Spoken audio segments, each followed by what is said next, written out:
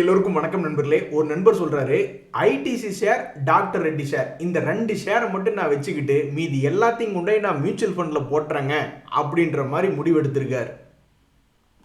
ஏன்னு சொல்லுங்க பார்ப்போம். இப்படியே இந்த நிஃப்டி வந்து ஒரு 500-1000 பாயிண்ட் இறங்குறதும், மறுபடியும் இறங்குனதை ரெக்கவரி பண்றதும், மறுபடியும் கீழே இறங்குறதும், மறுபடியும் ரெக்கவரி பண்றதுமா 2 வருஷம் மூவ்மெண்ட் பண்ணிட்டான். இதே மாதிரி ஒரு நண்பர் துணிக்கடை வச்சிருக்காரு, துணி வியாபாரி. அவர் வந்து ஜியோ ஃபைனான்ஸ் அப்படின்ற ஒரு ஷேர்ல பணத்தை போட்டிருந்தார். ஏங்க அப்படின்னு கேட்டால், எனக்கு அதில் நம்பிக்கை இருக்குங்க அப்படின்ற மாதிரி அதில் பணம் போட்டு வச்சிருந்தாரு. அதில் அவர் பணம் போட்டு வச்சு 2 வருஷம் ஆச்சு. இப்போ அவருக்கு என்ன அதில் ஒரு பெனிஃபிட்னா, அது எடுத்த இடத்துலையே சுற்றிக்கிட்டு இருக்கு. அப்புறம் போன வாரம் ஒரு மீட்டிங்கில் அவரை பார்த்து பேசிகிட்டு இருந்தப்ப, இது நான் கொடுத்துட்டேங்க அப்படின்னாரு. ஏங்க அப்படின்னா, தொழிலுக்கே பணம் பத்தாமல் இருக்கு, அதனால இதை கொடுத்துட்டேங்க அப்படின்ற மாதிரி சொல்லிட்டு இருந்தாப்புல. ஸோ இந்த மாதிரி ஒவ்வொருத்தருக்கும் ஒவ்வொரு எக்ஸ்பீரியன்ஸ். இந்த நண்பருமே ஸ்டாக் பெருசாக ஏறல அப்படின்றதுனால கம்முன்னு இருக்கிற ஸ்டாக்கை வித்துட்டு கொண்டு மியூச்சுவல் ஃபண்டில் பணத்தை போட்டுட்டேன், இப்போ தான் எனக்கு நிம்மதியாக இருக்குது அப்படின்ற மாதிரி சொல்கிறாரு. நம்மளை மாதிரி ரீட்டைல் பீப்புள் சில பேர் நம்ம இப்போ தான் இந்த வேலையை பண்ணுறோம், என்னங்க 2 வருஷமாக வச்சுக்கிட்டு இருக்கோம், ஒன்றும் ஏற மாட்டேங்குது அப்படின்ற மாதிரி சில டெசிஷன்ஸ் அப்படின்றது நிறைய பேர் எடுக்கிறாங்க. இப்படித்தான் ஃபாரினர்ஸ் என்ன பண்ணியிருக்காங்க, அவங்களுமே சில பங்குகளை வந்து வித்துட்டு வெளியேறிட்டாங்க. பாதிக்கும் மேலே அவங்களுடைய ஹோல்டிங் என்பது குறைச்சிருக்காங்க. அதில் சில ஷேர்ஸ் வந்து இப்போ நம்ம பார்க்க போகிறோம். ஒவ்வொரு மனுஷனுக்கு ஒவ்வொரு ஃபீலிங் அப்படின்ற மாதிரி இந்த கேபிஐடி டெக்னாலஜிஸ் அப்படின்ற ஷேரில் நல்லா கீழிருந்து மேலே ஏற்றி விட்டுட்டு 1800 போச்சு. எப்பன்னா 2024 மிட்டு வரைக்கும் போச்சு. 2024 மிட்டுக்கு அப்புறம் கரெக்டாக ஒரு 2 வருஷம் கணக்கு வச்சுங்க. இன்வெஸ்டர்ஸ்னுடைய ஹோல்டிங்கில் எஃப்ஐஎஸ் எடுத்து பார்த்தோம்னா 2023 26% வரைக்கும் கொண்டு போயிருக்காங்க. 2024 பிறந்ததிலிருந்தே அந்த ஸ்டாக்கினுடைய விலை உச்சத்தில் இருக்கும் பொழுது 22%, 23%, ஒரு கட்டத்தில் 26% எல்லாம் ஹோல்டு பண்ணிக்கிட்டு இருந்திருக்காங்க. அப்படியே குறைச்சு இப்போ பார்த்தோம்னா வெறும் 13% என்பது தான் ஃபாரினர்ஸ் ஹோல்டு பண்ணுறாங்க. இன்னும் ஒரு ஷேர் உதாரணம், பிரெயின் பீ சொல்யூஷன்ஸ், அதாவது ஃபர்ஸ்ட் கிரை அப்படின்ற ஒரு ஷேர். அந்த ஷேருமே தற்போது 52 வீக் லோவில் இருக்கு. அது ஐபிஓ வந்த பிறகு 2024 கணக்கு பார்த்தோம்னா 650-700 வரைக்கும்லாம் போன ஷேர் இப்போ 250 ரேஞ்சில் சுற்றிக்கிட்டு இருக்கான்.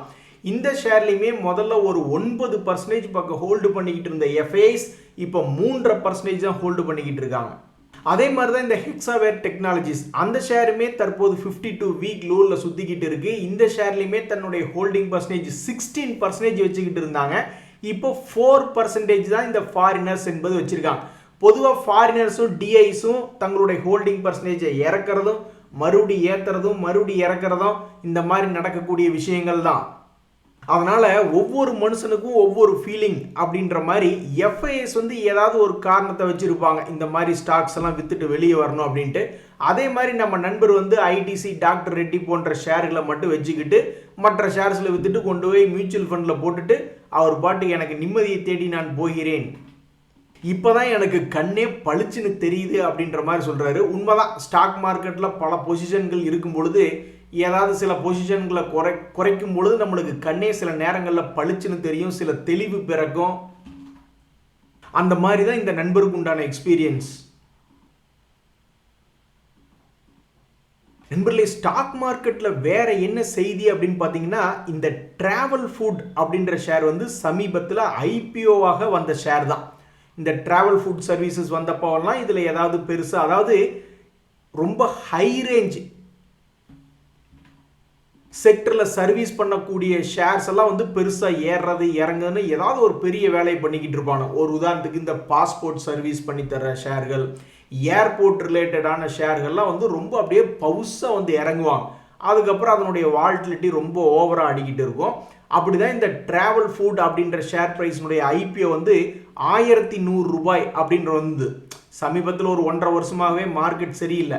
இருந்தாலும் 1100 ரூபாய்க்கு வந்த இந்த ஐபிஓவில் வந்த இந்த டிராவல் ஃபுட் கிட்டத்தட்ட 1500 வரைக்குமெல்லாம் போனான். 1440 வரைக்கும் உச்சமாக போயிருக்கான்னு வச்சுங்க. அதுக்கப்புறம் கடுமையான வால்டிலிட்டி, மறுபடியும் 1000 ரூபாய்க்கே வந்து விழுந்துட்டான். மறுபடியும் இன்னொரு ரவுண்டு 1360 கிட்டத்தட்ட 2-3 ரவுண்டு போன இந்த டிராவல் ஃபுட் சர்வீசஸ் அப்படின்ற ஷேர் தற்போது தன்னுடைய ஐபிஓ விலைக்கு பக்கத்தில் வந்து கீழே விழுந்திருக்கு. இந்த 2026 இதே 1000 ரூபாய் ரேஞ்சிலிருந்து ஒரு முறை மேலே ஏறினா மறுபடியும் கீழே வந்து விழுந்துட்டு மறுபடியும் ஒரு முறை ஏறினா இனி அடுத்த வாலட்டிலிட்டி எந்த பக்கம், மறுபடியும் ஒரு 300-400 ரூபாய் மேலே ஏறப்போகுதா அல்லது ஒரு 300-400 ரூபாய் கீழே வரப்போகுதா அப்படின்றது பொறுத்து இருந்து பார்க்கணும். பட் இன்றைய தேதியில் 2026 லோ பிரைஸ்ல வந்து விழுந்த ஷேர்கள் அப்படின்றதுல இந்த டிராவல் ஃபுட் அப்படின்றது இருக்கு. இவங்க லாபம் செய்யக்கூடிய பங்கா அப்படின்னு பார்த்தா எஸ், இவங்க ஒரு லாபம் செய்யக்கூடிய ஷேர் தான் டிராவல் ஃபுட் அப்படின்ற ஷேர். போன டிசம்பர் குவார்டர்ல 137 கோடி என்ற லாபம் அவங்க இது வரைக்கும் செய்யாத ஒரு லாபம். இப்படித்தான் நிறைய ஏர்போர்ட் ரிலேட்டடான ரொம்ப ஹை க்ரோத் செக்டர் அப்படின்ற மாதிரி சொல்லிக்கிட்டு பல ஷேர்கள் பெரிய அளவில் லாபம் காமிப்பாங்க, அப்புறம் கொஞ்சம் சுமாராகும். அந்த மாதிரி என்ன பண்ண போறாங்க அப்படின்றத பொறுத்து இருந்து பார்க்கணும்.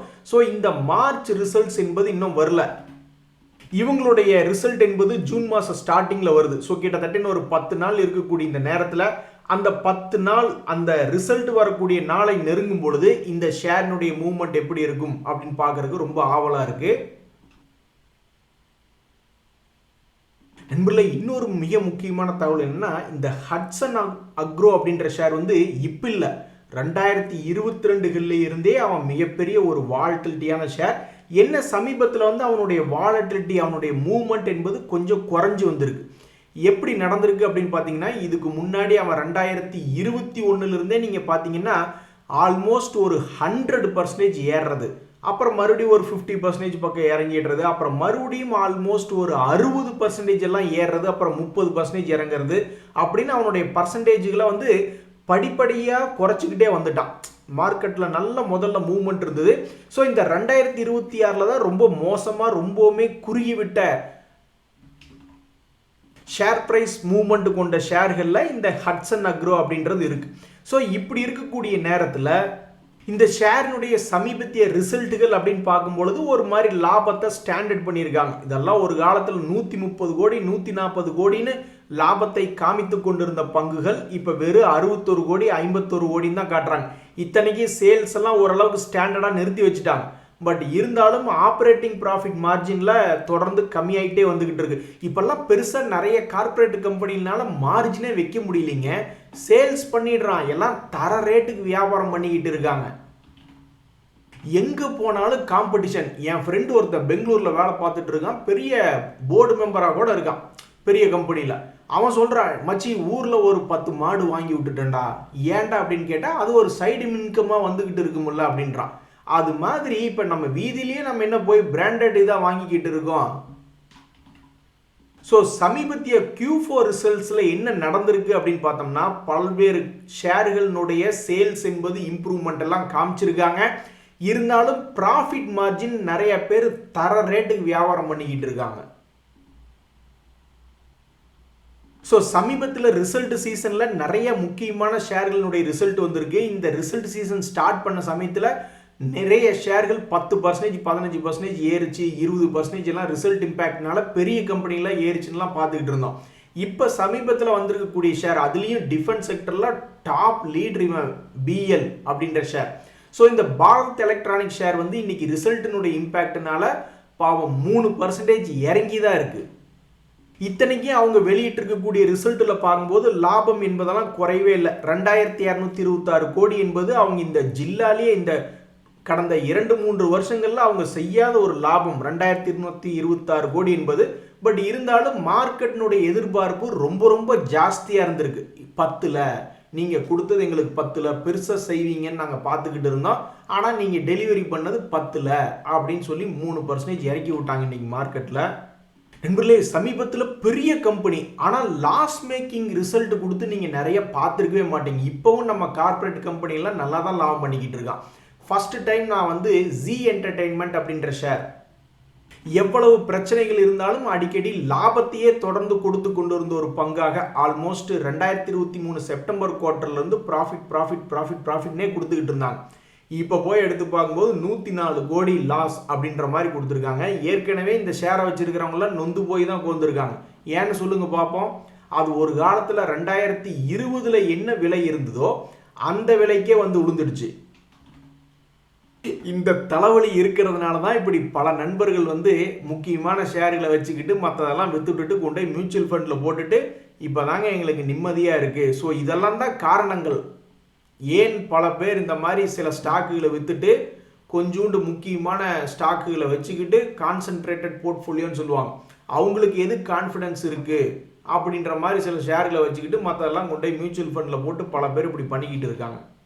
நண்பர்களே, இந்த சமயத்தில் மிக மிக முக்கியமான செய்தி இன்னொன்று, இன்னைக்கு மார்க்கெட்டில் வந்து மார்க்கெட் மேல் நோக்கி ஏறக்கு இன்னொரு முக்கியமான காரணம் என்னென்னா, இந்த யுனைடெட் கிங்டம் என்ன சொல்கிறாங்க, நீங்கள் ரஷ்யன் ஆயிலை வேறு ஏதாவது கண்ட்ரிஸ் வாங்கி அந்த க்ரூட் ஆயிலை ரிஃபைன் பண்ணி கொடுத்தா கூட நாம் இனி வாங்கிக்கலாம், நம்ம நாட்டிலேயே ஆயில் ப்ரைஸ் எல்லாம் ஏறிக்கிட்டு இருக்கு, இந்த நம்ம உக்ரைனுக்கு சப்போர்ட் பண்ணிக்கிட்டு தான் இருக்கோம், இந்த விஷயத்தினால உக்ரைன் வந்து மனசு நோக தான் செய்யும், இருந்தாலும் அவனுக்கு ஆயில் இல்லையா, இதில் மற்றவங்கிட்ட இருந்து ஆயில் வாங்கக்கூடாதுன்னு சொல்லிக்கிட்டு இருந்தால் என்ன பண்ணுறது அப்படின்னு சொல்லிட்டு ரஷ்ய ஆயில் அவங்க வாங்குறதுக்கு யுனைடெட் கிங்டமில் இருக்கக்கூடிய சில கம்பெனிகள் இம்போர்ட் பண்ணிக்கலாம் அப்படின்றதுக்கெல்லாம் அப்ரூவல் கொடுத்துருக்காங்க.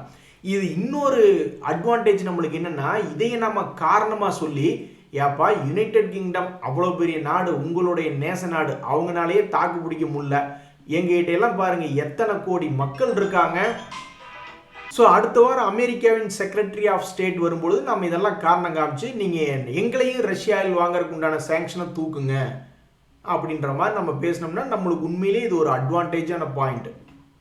இதை வச்சுக்கிட்டு நம்மளுடைய ஸ்டாக் மார்க்கெட் ஒரு 1000 பாயிண்ட்டுகள் ஏறிச்சுனா கூட ரொம்ப அருமையான விஷயம்தான். நண்பர்களே, இந்த நேரத்தில் ஸ்டாக் மார்க்கெட்டே கடந்த ஒரு 10-15 நாளாக ஸ்லோவாக இருக்குது. இப்போ வந்து நியூஸ் இருக்கக்கூடிய ஸ்டாக்குகளில் திடீர்னு பெரிய வால்டிலிட்டி, நியூஸ் சரியில்லையா, Q4 ரிசல்ட் சுமாராக கொடுத்துருக்கானா, அவன் பெரிய கம்பெனியாக இருந்தாலும் ஒரு 10-15% இறக்கி விடு அப்படின்ற மாதிரி சம்பவங்கள் தான் இப்போ நடந்துக்கிட்டு இருக்கு.